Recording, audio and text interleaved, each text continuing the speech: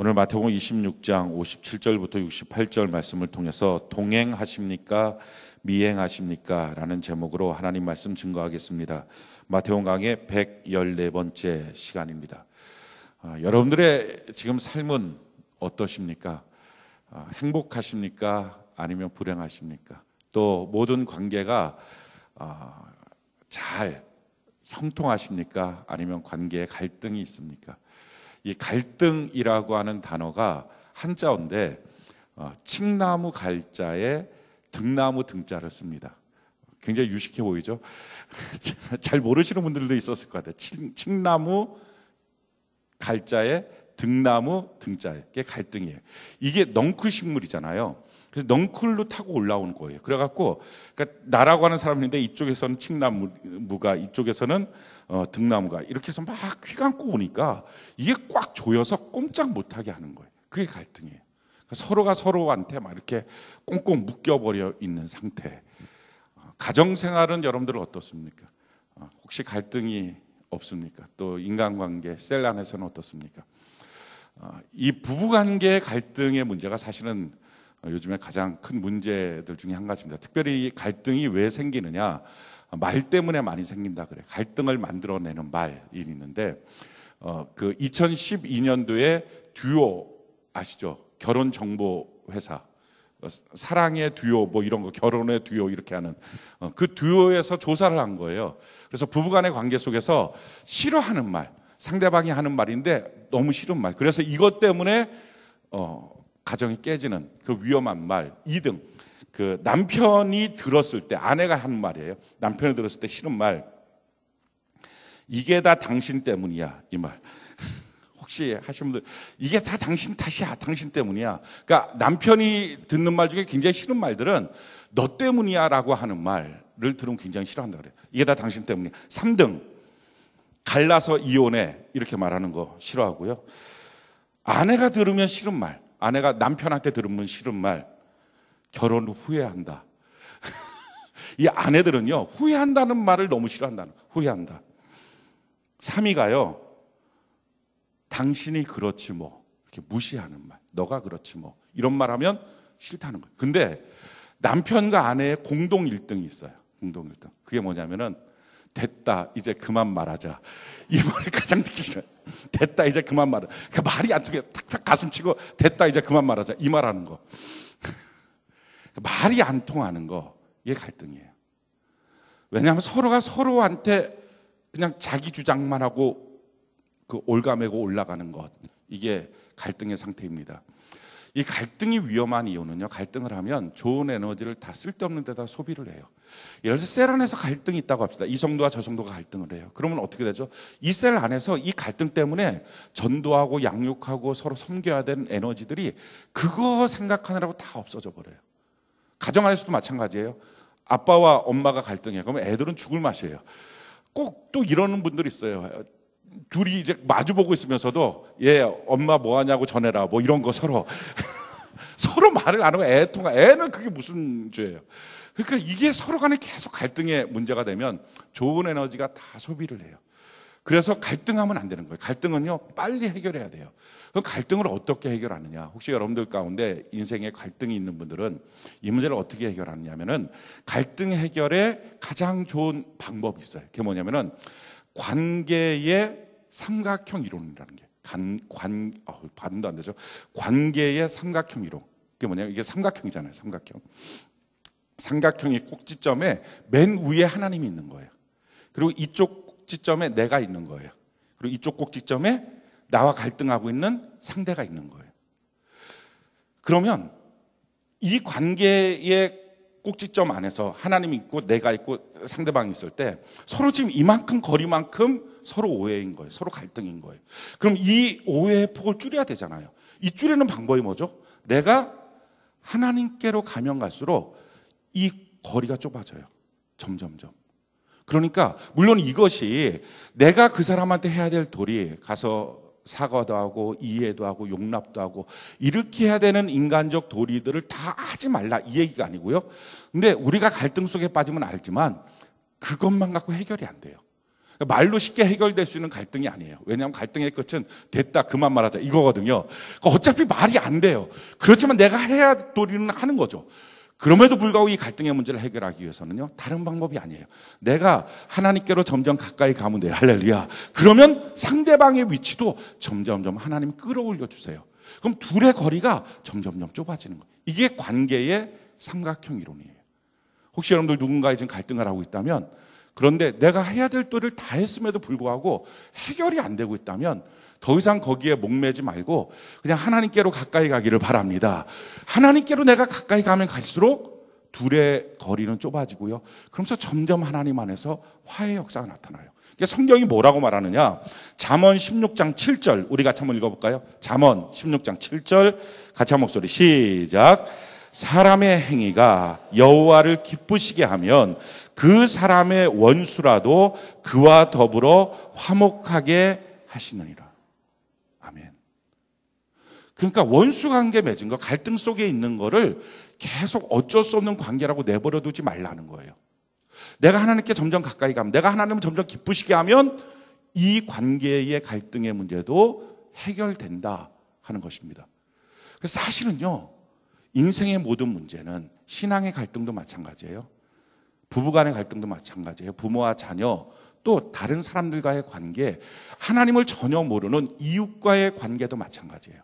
갈등의 문제의 근본적인 이유, 왜 갈등이 많이 벌어지고 또 마찬가지로 어떻게 하면 갈등의 문제가 해결하느냐, 이 포인트는요, 나와 하나님과의 거리예요.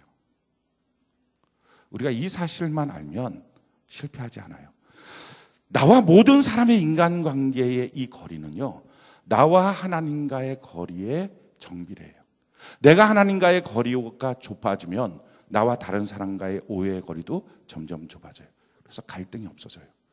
이게 포기예요. 그래서 내가 하나님을 기쁘시게 하면 원수라도 나와 화목하게 만드는 것. 이게 관계의 삼각형이에요. 그래서 뭐라고 말하느냐? 시편 73편 28절 우리 같이 한번 읽어볼까? 시편 73편 28절 같이 한 목소리 시작. 하나님께 가까이 함이 내게 복이라. 내가 주 여호와를 나의 피난처로 삼아 주의 모든 행적을 전파하리이다. 그래서 제일 미련한 사람이 부부싸움하고 교회 안 나오는 사람이에요. 그런 사람도 여러분들 웃잖아요. 꽤 있어요, 꽤. 부부싸움하고 하나님과 싸운 게 아니잖아요. 하나님과 싸웠으면 차라리 나아요. 하나님과 싸운 게 아니고 그 인간하고 싸운 거잖아요. 근데 그 인간하고 싸우고 하나님 앞에 마땅히 해야 될 도리를 안 해. 예배를 안 나오거나 큐티를 안 하거나 간증문을 안 쓰거나. 왜 부부끼리 싸우고 하나님 앞에 땡깡 부리냐고요. 그게 제일 미련한 거예요. 왜냐하면 나와 하나님과의 거리가 멀어지면 나와 그와의 거리는 더 멀어져요. 나와 하나님과의 거리가 가까워지면 나와 그와의 거리는 가까워져요.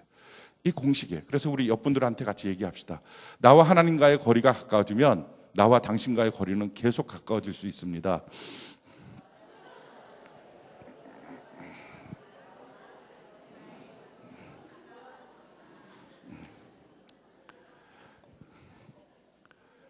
그러니까 문제는 뭐예요? 주님과의 거리예요. 그래서 오늘 여러분들이 점검해 봐야 될 것은 나와 예수님과의 거리가 얼마큼 되느냐, 이걸 점검해 봐야 돼요. 오늘 이 본문의 내용은요, 이 본문 다음번에 나오는 내용은 베드로가 시험 드는 거예요. 시험 드는 게 아니고 베드로가 예수님을 부인하는 거예요. 작은 계집종의 말 한마디에도 힘없이 넘어져 버려요, 베드로가. 그가 갖고 있던 신앙이 뭐였는지 짐작도 못할 만큼 완전히 세상 사람들 돼요. 예수님 면전에서 예수님을 욕해요. 이렇게 형편없이 무너졌어요. 근데 그렇게 형편없이 무너진 이유가 뭘까? 느닷없이 사람은 신앙이 무너지지 않아요. 느닷없이 부부관계는 깨지지 않아요. 느닷없이 부모와 자녀와의 관계는 무너지지 않아요. 반드시 그 전에 있었던 일이 있어요. 어떤 일이요? 나와 예수님과의 거리가 멀어지고 있었어요. 오늘 베드로도 똑같아요. 그 공식에서 벗어나지 않아요. 자, 마태복음 26장 58절 같이 한번 볼까요? 마태복음 26장 58절 같이 한 목소리 시작. 베드로가 멀찍이 예수를 따라 대제사장의 집 뜰에까지 가서 그 결말을 보려고 안에 들어가 하인들과 함께 앉아 있더라. 지금 어떻게 했어요, 베드로가? 예수님과 멀찍이 떨어졌어요. 원래 예수님의 제자들은요, 왜 예수님이 제자로 삼았어요? 이유가 있어요. 마가복음 3장 13절에 보니까 또 산에 오르사 자기가 원하는 자들을 부르시니 나온지라. 이에 12를 세우셨으니 이는 자기와 함께 있게 하시고 또 보내사 전도도 하며 귀신을 내쫓는 권능도 가지게 하려 하심이라. 이 12를 세우셨으니 시몬에게는 베드로라 하는 이름을 더하시고. 자, 제자를 세웠어요. 특별히 첫 번째 나오는 제자가 베드로였어요. 왜 제자를 세웠는가? 자기가 원하는 자를 불러오셨는데 이는 예수님이 자기와 함께 있게 하시고, 그것 때문에 제자를 세운 거예요. 근데 이 제자가 멀찍이 따라가요. 사람과 같이 움직이는 방법을 우리는 두 가지 단어로 설명해요. 동행 아니면 미행이라고 설명해요. 동행은 뭐죠? 함께 걷는 거예요. 그래서 함께 보고 함께 경험하는 거예요. 동참하는 거예요. 이게 동행이에요. 미행은 뭡니까? 멀찍이 두고. 그래서 지금 베드로가 뭘 하고 있어요? 베드로가 멀찍이 예수를 따라 대제사장의 집들에 가서 그 결말을 보려고, 이거 지금 미행하는 거예요. 예수님 멀찍이 보고 어디로 가고 있나 미행하는 거예요. 자, 관찰만 해요. 그래서 묻습니다. 여러분들 지금 신앙생활 동행하십니까? 미행하십니까? 예수님과 동행하고 있습니까? 예수님을 미행하고 있습니까? 무엇을 할 수 있느냐? 동행하는 사람은요, 딱 명령이 떨어지면 동참을 해요. 딱 주의 명령이 떨어지는 순간에 동참을 해요. 근데 미행하는 사람들은요, 딱 명령이 떨어지면 관찰을 해요. 멀찍이 봐요. 잘 되나? 이거 될 것 같나? 안 될 것 같나? 이렇게 멀찍이 있어요. 자, 그러면 거수로 할 거예요. 나는 동행한다. 명령이 떨어지는 순간에 딱 동참하는 사람. 거짓말하면 천국 못 가. 자, 손을 내리고요. 나는 미행한다. 관찰만 하는 사람. 딱 보면 관찰을 해요. 그럼 둘 다 손 안 든 사람은 뭐예요? 저는 예수님과 무관한 사람입니다. 이런 거 아니죠. 그 신앙생활은요, 둘 중에 하나예요. 동행하든지 미행하든지. 근데 미행하는 사람이 뭐라고 착각해요? 예수님을 따라간다고 생각해요. 비록 멀리 있지만. 근데 그건 따라가는 게 아니에요. 이렇게 누군가를 이렇게 미행하고 그와 함께 가는 게 아니에요. 관찰하고 이거 아니에요. 그래서 주의 명령이 있을 때마다 나는 주님 말씀하시면 내가 나아가리라. 주님 뜻이 아니면 내가 멈춰서리라. 이게 주님과 동행하는 거, 동참하는 삶. 근데 동참이 아니고 관찰하는 삶. 그래갖고 자꾸 순종하는 사람들을 옆에서 봐요. 어때? 어때? 이런 사람들. 너 간증문 쓰니? 써. 쓸만해? 어때? 그럼 이제 간증문 쓰지 좀. 싫어. 절대 동참을 안 해. 멀리 두고 관찰을 해요. 사랑하는 성도 여러분, 미행을 하면요, 능력이 없어요. 주님과 함께 할 때 능력이 있습니다. 오늘 주님과의 거리가 멀어지면요, 나타나는 현상, 다른 사람과의 관계에 틈이 생겨요. 가정 안에 문제가 생기는 것을 해결하고 싶다면 주님과의 거리를 좁혀야 돼요. 내 사업장에서 내가 원하는 소원과 내 거리가 멀어져 있다면 먼저 주님과의 거리를 좁혀야 돼요. 내 인생의 모든 관계 속에서 내가 원하는 소원이 있잖아요. 내 소원과 나의 거리가 점점 멀어지고 있다면 그것 때문에 안타까워하기 전에 먼저 나와 주님과의 거리는 지금 어떤지 그걸 살펴보셔야 됩니다. 자, 그럼 왜 멀어졌을까요? 왜 이 베드로가 주님과 함께 있어야 될 사람이 멀어졌을까요? 두려움 때문이겠죠. 지금 막 칼과 몽치를 갖고 예수님 잡아가니까 자기도 잡아갈까 봐 두려웠어요. 또 왜 멀어졌을까? 실망 때문일 거예요. 자기는 예수님을 너무 신뢰했거든요. 너무 맥없이 예수님이 끌려가요. 뭐 저러지? 사람에 대한 실망, 어떤 자기의 소원이 이루어지지 않는 거에 대한 실망, 이것 때문에 멀어질 수 있어요. 또 게을러서 그래요. 따라가야 되는데 따라가기가 자꾸 귀찮아서 게을러서. 특히 이 베드로의 문제는요, 기도하라는데 기도를 안 했어요. 1시간 동안 기도하라는데 기도를 안 하고 계속 자기만 했어요. 그러니까 이게 멀어지는 거예요. 또 어떤 경우에는요, 예수님보다 세상을 더 많이 사랑해요. 예수님보다 세상을 사랑하는 마음이 있으면 결국 그것 때문에 주님 따라가기가 힘들어요. 또 어떤 경우에는 자기 생각이 너무 많아요. 자기가 주인이에요.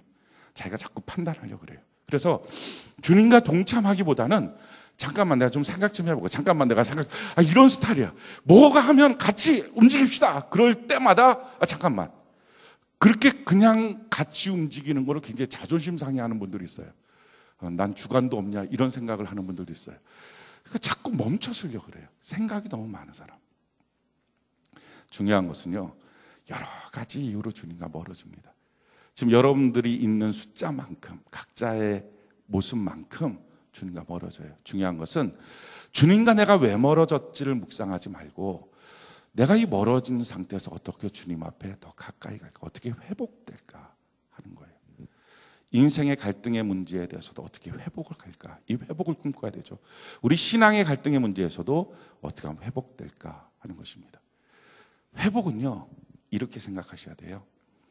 다 회복되진 않아요. 무슨 말이냐, 회복을 꿈꾸는 사람들 중에 이런 사람들이 있어요.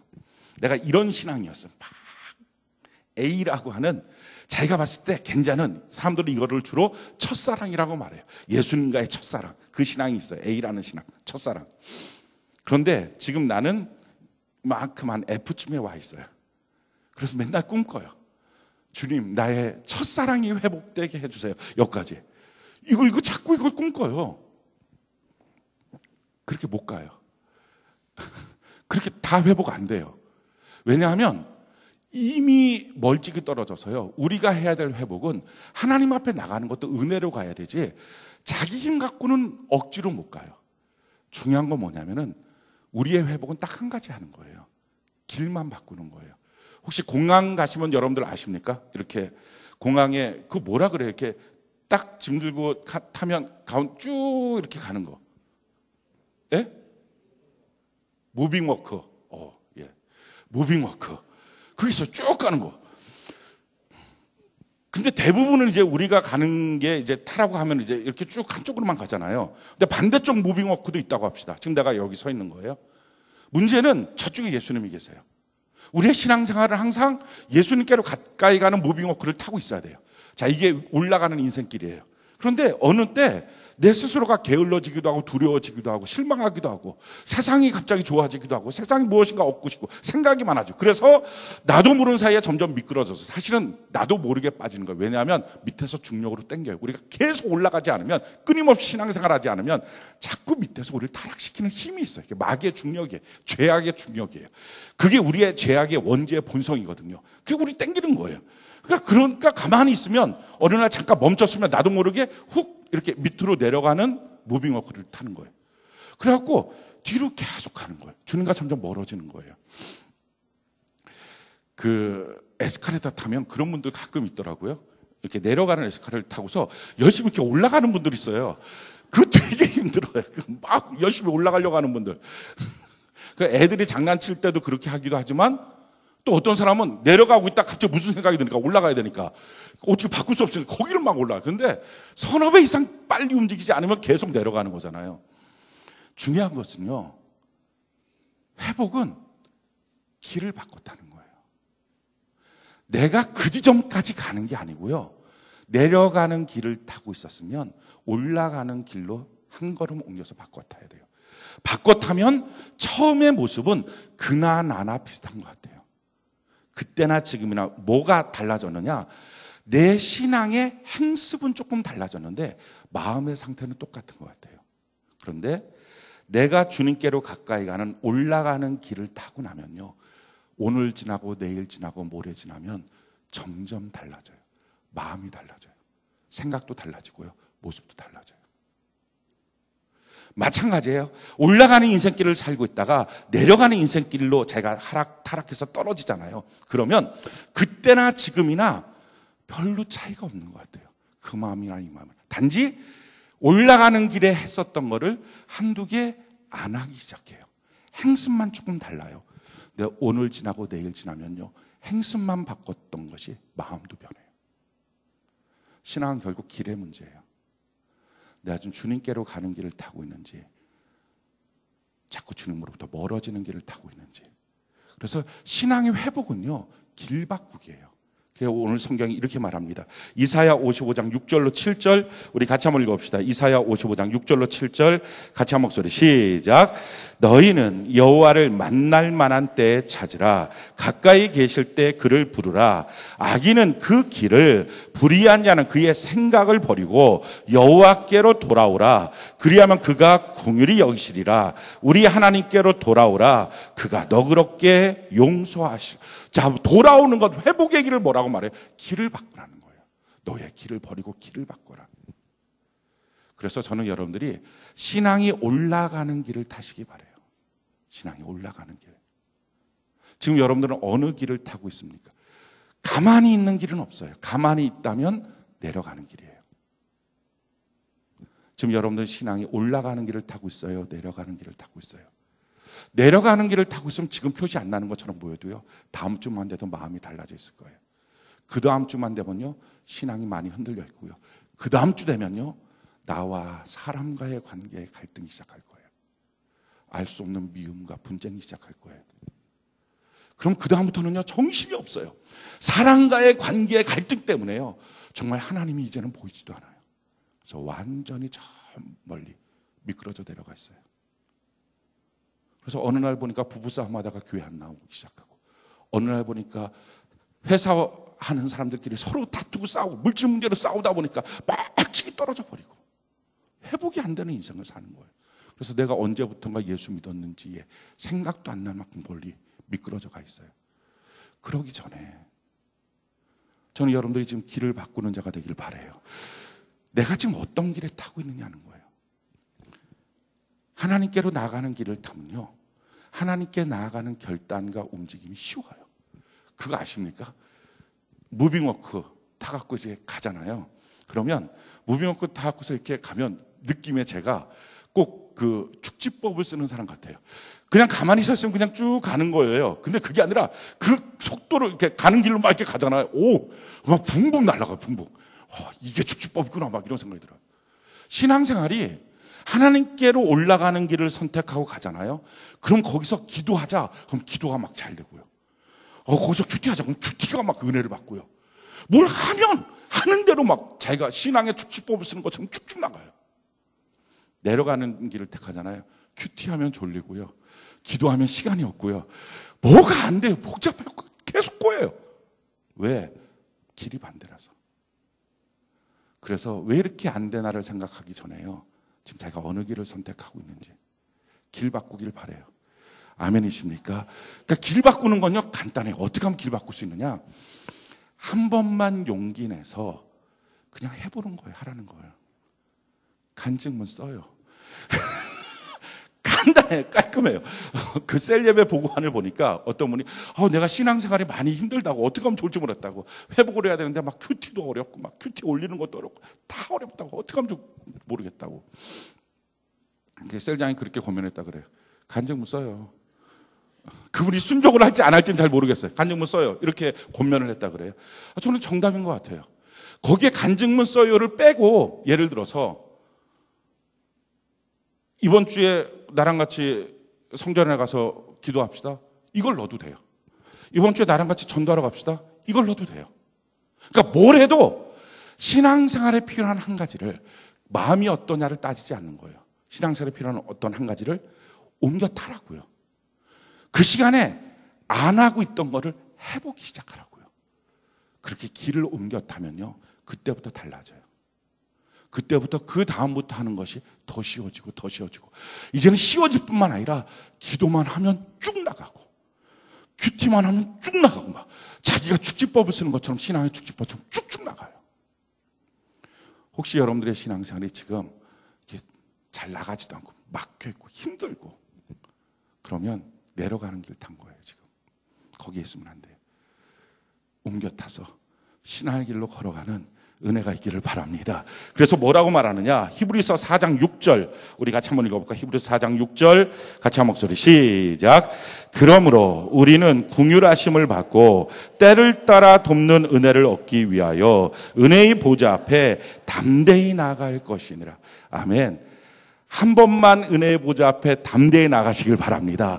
그러고 나면 그 다음부터는요, 길이 한 번 바꿔 타면 시간 문제예요. 조금만 지나면 다 쉬워지고요. 다 행복해지고요.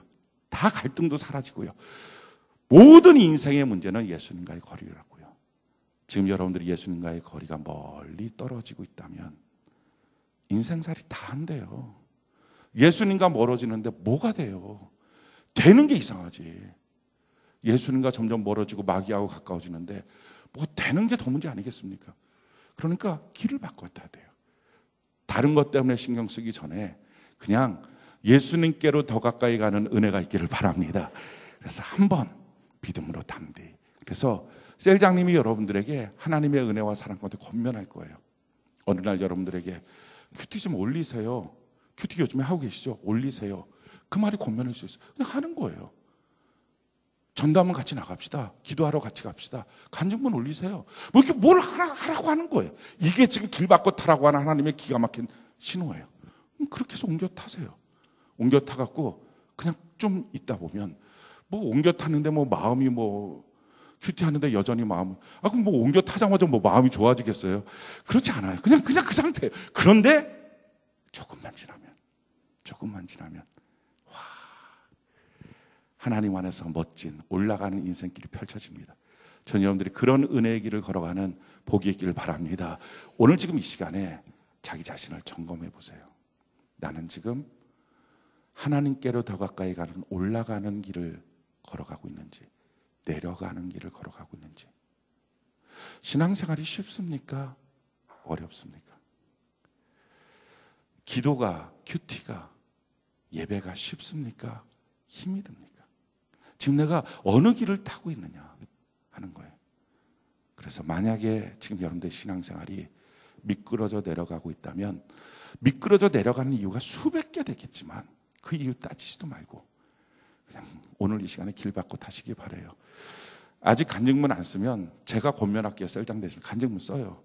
그러면 오늘부터 시작하는 이 길이 바뀌어지면 여러분들의 인생에 새로운 하나님의 축복이 이번 한 주간 임하게 될 줄로 믿습니다. 그거 싫어요? 싫으면 큐티라도 제대로 해요. 큐티라도 올리세요. 그것도 싫어요? 그럼 예배라도 빠지지 말아요. 그것도 싫어요? 그러면 안 돼요. 그럼 거기서는 어렸을 때 우리가 놀리는 것처럼 싫으면 시집 가야 돼요. 더 이상은 안 돼요. 더 이상 뒤로 미끄러질 수는 없어요. 그러니까 여러분들이 어떻게 하든지 오늘 길을 바꿔 타는 은혜가 있기를 예수님 이름으로 축원합니다.